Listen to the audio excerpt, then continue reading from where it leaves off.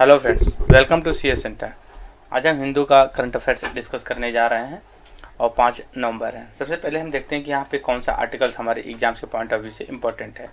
सबसे पहले यहाँ पे देखिए एक आर्टिकल है जो मथुरा, यहाँ पे लिखा Mathura Vrindavan aim to become the carbon neutral tourism a destination by 2041। अब सबसे पहले हमारे लिए ये इम्पोर्टेंट ये प्लेस है मथुरा कहाँ पे है, आपको पता होना चाहिए। ये यूपी में पड़ता है, राइट।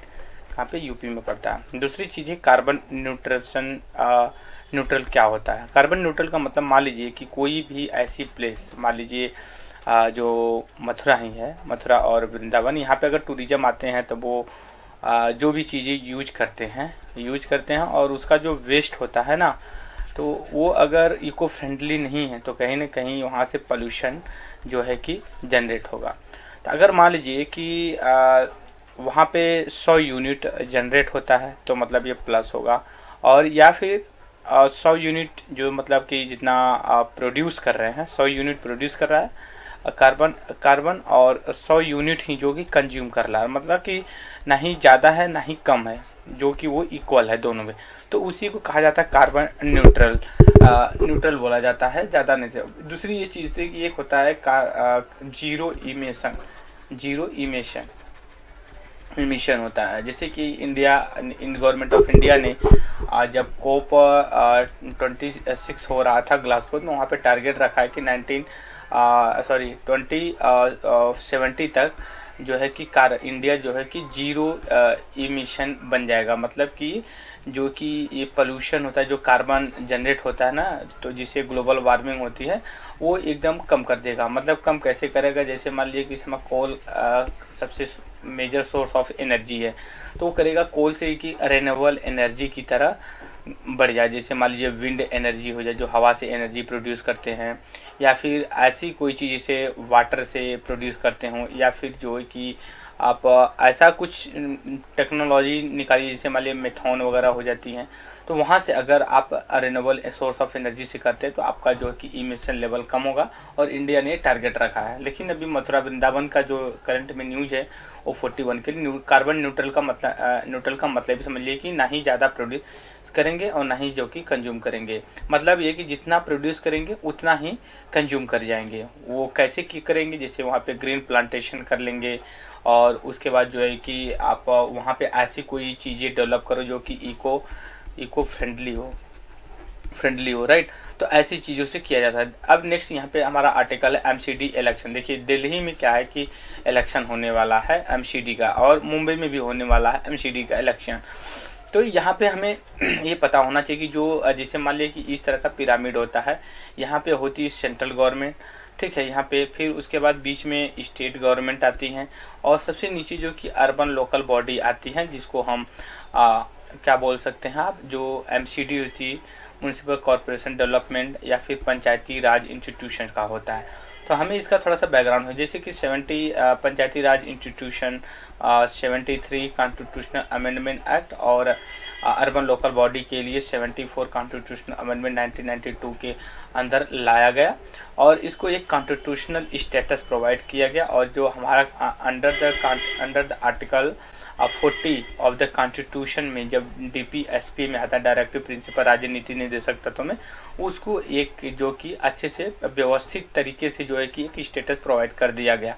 हम कभी डिस्कस करेंगे इसके बारे में, जो अर्बन लोकल बॉडी को लेकर। दूसरी चीज़ हमारी न्यूज ये भी देखिए कि ये एक व्यक्ति हैं, और ये जो कि आम आदमी पार्टी के जो कि फेस हो गए हैं, कि मतलब कि ये अगर आम आदमी पार्टी मेजॉरिटी में आती है ना, तो ये उसके सीएम होंगे गुजरात के, राइट। तो यहाँ पे हमारे लिए ये व्यक्ति इंपॉर्टेंट नहीं है। मैटर ये है कि हम कैसे चीफ मिनिस्टर को इलेक्ट करते हैं या फिर होते हैं। देखिए सबसे पहले जो कि हम स्टेट लेवल पर जो एमएलएज होते हैं उनका सबका इलेक्शन होगा, जिसको हम हिंदी में विधायक बोलते हैं, तो उनका इलेक्शन होता है, राइट। इलेक्शन जब होता है तो कुछ पार्टियां जो कि पहले डिक्लेयर कर देती, जैसे आम आदमी पार्टी ने किया, लेकिन कुछ पार्टी ऐसे भी हैं वो डिक्लेयर नहीं करती हैं, ठीक है। वो कहती हैं कि जब हम जीत जाएंगे इलेक्शन तो अपनी पार्टी को फिर, लेकिन फिलहाल के लिए इतना ये पता होना चाहिए कि ये भी एक एमएलए पहले होंगे, उसके बाद ये सीएम होंगे। जब ग्रुप जैसे 182 के आसपास सारी यहाँ स्टेट असेंबली का सीट है, तो उसमें से अगर मान लीजिए कि अगर हम इसका आधा करें, तो हमें लगता है कि 93 या 94 के आसपास अगर आम आदमी पार्टी सीट पा जाती है तो ये गवर्नमेंट बना सकती है। तो अगर मान लीजिए कि 94 अगर आम आदमी पार्टी सीट जीत जाती है, और ये जो 94 होंगे ये डिसाइड करेंगे, अब इसमें से सब वोटिंग करेंगे या सपोर्ट करेंगे किसको, इस व्यक्ति को, कि नहीं अब ये हमारा जो कि लीडर है। ठीक है, जो चीफ मिनिस्टर का इलेक्शन नहीं होता है, इलेक्शन जो होता है वो एमएलए का होता है, एमपीज का होता है। जो हम हमेशा कहते हैं कि मुख्यमंत्री का चुनाव होता है, ऐसा कुछ नहीं है। होता बस ये है कि पहले एमएलए चुने जाते हैं, एमपी चुने जाते हैं, फिर इनके ग्रुप मिल करके एक व्यक्ति को नॉमिनेट करता है या चूज करता है, इलेक्ट नहीं करता, चूज करता है। तो वो जो कि एमपी बन सकता है। जैसे prime minister of India Modi हैं, वो भी बनारस से जो है कि वाराणसी से जो कि एमपी हैं, पहले एमपी बने, फिर उसके बाद सभी बीजेपी के जो सपोर्टर हैं वो एमपी रहे, तो उन्होंने सपोर्ट किया किसको, मोदी को, कि नहीं ये हमारे लीडर हैं, तो वो जाके फाइनली बने। तो वही हाल इसमें भी होगा अगर ये जीतते हैं तो। अगर नहीं जीतते हैं तो फिर वो तो डिसाइड होगा। तो यहाँ पे देखिए जो एमसीडी का इलेक्शन होता है ना, जैसे मान लीजिए कि हम इलेक्शन की बात करते हैं, इस तरह से देख लीजिए, ये इस तरह से जो इलेक्शन होता है, यहाँ पे सेंटर लेवल पे, यहाँ पे स्टेट लेवल पे, अगर सेंटर की जो एमपी मेंबर ऑफ पार्लियामेंट होते हैं, तो इनका भी इलेक्शन कमीशन ऑफ इंडिया जो कि इलेक्शन कंडक्ट करवाता है। और जो एमएलएज होते हैं या फिर एमएलसी जो होते हैं, इनका भी इलेक्शन कमीशन ऑफ इंडिया करता है। प्लस और किसका जो कि इलेक्शन करवाता है, प्रेसिडेंट का करवाता है और वाइस प्रेसिडेंट का ये करवाता है। लेकिन जब हम अर्बन लोकल बॉडी की बात करते हैं ना, लोकल गवर्नमेंट की, जैसे मान लीजिए कि अर्बन लोकल बॉडी होती है और उसके बाद जो कि पंचायती राज इंस्टीट्यूशंस होते हैं, तो इनका इलेक्शन स्टेट इलेक्शन कमीशन करवाता है। राइट, ये बात हमें पता हो। दूसरी बात है कि जब हम एक्ट लाएं क्या बोलते हैं अर्बन लोकल बॉडी के लिए और कॉन्स्टिट्यूशन अमेंडमेंट करके, तो उसी में इसका इस्टेब्लिशमेंट की बात कही गई है। तो ये हमें ये थोड़ा सा ट्रिकी लाइन है, इसको हमें रिमाइंडर रखना चाहिए। दूसरी चीज़ ये देखिए कि जो लेफ्टिनेंट गवर्नर हैं यहाँ के दिल्ली के, ये देख सकते हो आप, तो इन्होंने मतलब एक लेटर लिखा है जो पंजाब के चीफ मिनिस्टर हैं उनके लिए, कि आप स्टबल बर्निंग जो कर वहाँ पे फार्मर कर रहे हैं उसका कोई ना कोई एक्शन लीजिए। होता क्या है, देखिए मोस्टली ये होता है ना, यहाँ पे देखिए कि एयर पोल्यूशन, दोनों आर्टिकल कहीं ना कहीं एक दूसरे से कहीं ना कहीं डायरेक्टली जो कि एक दूसरे से रिलेटेड है। अब हम यहाँ पे पहले ही बात पोल्यूशन का मैप देख लेते हैं, क्या कंडीशन होता है इंडिया में। देखिए ये इंडिया का इस तरह से कुछ मैप होता है, ठीक है, मैप होता है, ठीक है, ये होता है। तो यहाँ पे दिल्ली आपकी पड़ती है, ठीक है। तो दिल्ली की अगर वर्टिकल हाइट भी देखें तो बहुत ज़्यादा है। दूसरी चीज़ है, इस समय जो हवा होती है ना, ये पाकिस्तान पंजाब से होते हुए दिल्ली आती है, फिर यहाँ से यूपी बिहार होते हुए फिर बे ऑफ बंगाल में चली जाती है, फिर यहाँ से मॉइस्चर कलेक्ट करती है, फिर बे ऑफ बंगाल से होते हुए आपका कोरोमंडल के तट पे तमिलनाडु के पास चली जाती है, ठीक है। तो ये लोकेशन रहता है, और इस वजह से जब पंजाब में अगर स्टेबल बर्निंग होती है तो वो हवा के डायरेक्शन में जो कि यहाँ पे वो आ जाता है सारे धुआं। और इस वजह से जब आप दीपावली के बाद देखेंगे या फिर नवंबर दिसंबर का जो महीना होता है, उसमें इस जो है कि बहुत हाई पोल्यूशन हो जाता है दिल्ली में।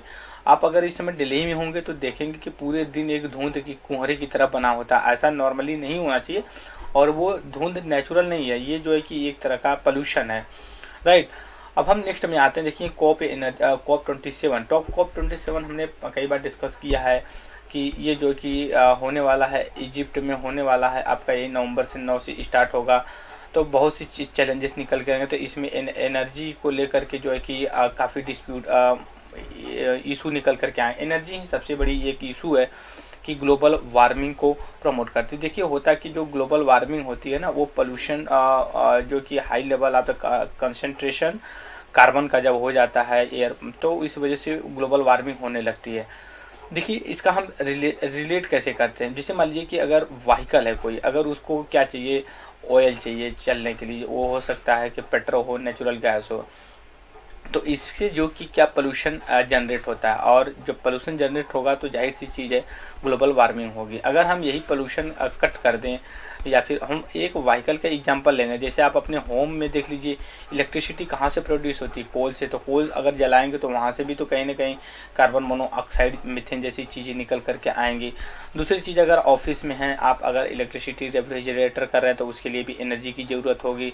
दूसरी ये चीज़ होगी कि अगर जो वेस्ट होता है इलेक्ट्रॉनिक वगैरह का होता है, वो भी कहीं ना कहीं इन्वायरमेंट को हार्म करता है। तो ये एनर्जी इक्विटी को लेकर के चीज़ें यहाँ पे डिस्कस की गई हैं। नेक्स्ट हम आर्टिकल्स में आते हैं जो हमारे यहाँ पे देखिए एक ये प्लेस है जो कि नो प्लेस टू डाई, एक न्यूज़ में रहा है, यूसु मत समझिए कि वहाँ पे क्या है, कालाबुर्गी जो है कि एक आपका प्लेस है, नॉर्थ कर्नाटका में पड़ जाता है। तो ये आपको पता होना चाहिए, हो सकता है मैप में पूछ लिया जाए कालाबुर्गी कहाँ पे पड़ता है, तो कर्नाटका में पड़ता है आपका।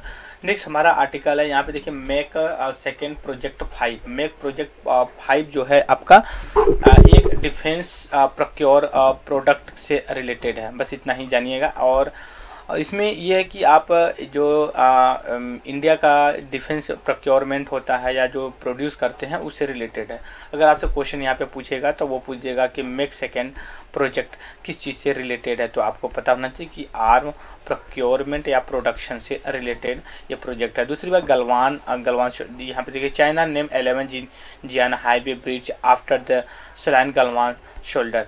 देखिए आपको गलवान का लोकेशन पता होना चाहिए। गलवान का अगर आप यहाँ का क्या बोलते हैं, जम्मू कश्मीर का अगर लोकेशन देखने की, अगर आप इस तरह से कुछ लोकेशन यहाँ पड़ेगा आपका, तो ये जो पार्ट पड़ जाता है ना, यहाँ पे ही गलवान एक प्लेस है, गलवान वैली पड़ती है, ठीक है। तो ये आपसे पूछेगा कि गलवान कहाँ पे पड़ता है, जम्मू कश्मीर में, अरुणाचल प्रदेश में, उत्तराखंड में, तो आपको ये पता हो कि नहीं, जो कि हमारा जम्मू कश्मीर में तो आप तो मान लीजिए दो यूनियन टेरेटरी बना दिए, तो इसलिए लद्दाख जो यूनियन टेरेटरी है उसमें ये पड़ेगा।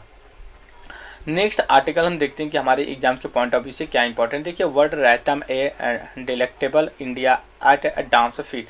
देखिए छत्तीसगढ़ में ना एक 10 कंट्री के ट्राइबल्स जो आए हैं वहाँ पे वो national tribal dance festival organise किया गया है। तो आपसे क्वेश्चन क्या पूछेगा, नेशनल ट्राइबल डांस फेस्टिवल जो है कि कहाँ पे ऑर्गेनाइज किया गया है, तो ये आपको पता होना जयपुर रायपुर छत्तीसगढ़ में जो कि ये ऑर्गेनाइज है, और ये 3rd एडिशन है, ठीक है। और कौन कौन से कंट्री, मंगोलिया है, टोनको है, रसिया, इंडोनेशिया, मालदीव है, और उसके सर्बिया है, न्यूजीलैंड है, रवांडा है, इजिप्ट है। तो ये 10 कंट्री हैं जो कि पार्टिसिपेट यहाँ पे करें। ये ट्राइबल डिफरेंट पार्ट के आएंगे जिनकी ये कॉमन फीचर्स होते हैं, जैसे कि उनकी फूड हैबिट, उनका जो कि कल्चर क्या है, इस चीज़ को शेयर करेंगे और प्रैक्टिस में लाएंगे। दूसरी चीज़ है, देखिए यहाँ पे एक आर्टिकल है, China home grown BeiDou satellite system eye global footprint. देखिए चाइना ने क्या किया है, देखिए यहाँ पे एक अर्थ बना दिया है, और अर्थ के चारों तरफ एक सर्कल बना करके ये अपने बच्चों को, स्कूल के बच्चों या वहाँ के जो सिटीजन्स हैं वो दिखाने का काम किया है कि देखिए इस तरह से सैटेलाइट होती हैं वो काम करती हैं। जैसे मान लीजिए कि यहाँ पे ये अर्थ हो गई, ठीक है, और एक रिंग की टाइप का ऐसे बना दिया गया है, जैसे कि लो अर्थ ऑर्बिट है, ठीक है, लॉन्ग अर्थ ऑर्बिट है। तो इस तरह से बना करके वो आर्टिफिशियल दिखा रहा है कि इस तरह से अर्थ रोटेट करती है, और इस तरह से सैटेलाइट जो है कि अर्थ की सरफेस को कवर करती हैं। नेक्स्ट हम आर्टिकल्स में आते हैं, देखते हैं हमारे लिए इम्पोर्टेंट कौन सा है। देखिए बस आज के आर्टिकल्स में बस नई न्यूज़ इम्पोर्टेंट में थी, और इस वीडियो में इतना ही। Thank you very much the discussion.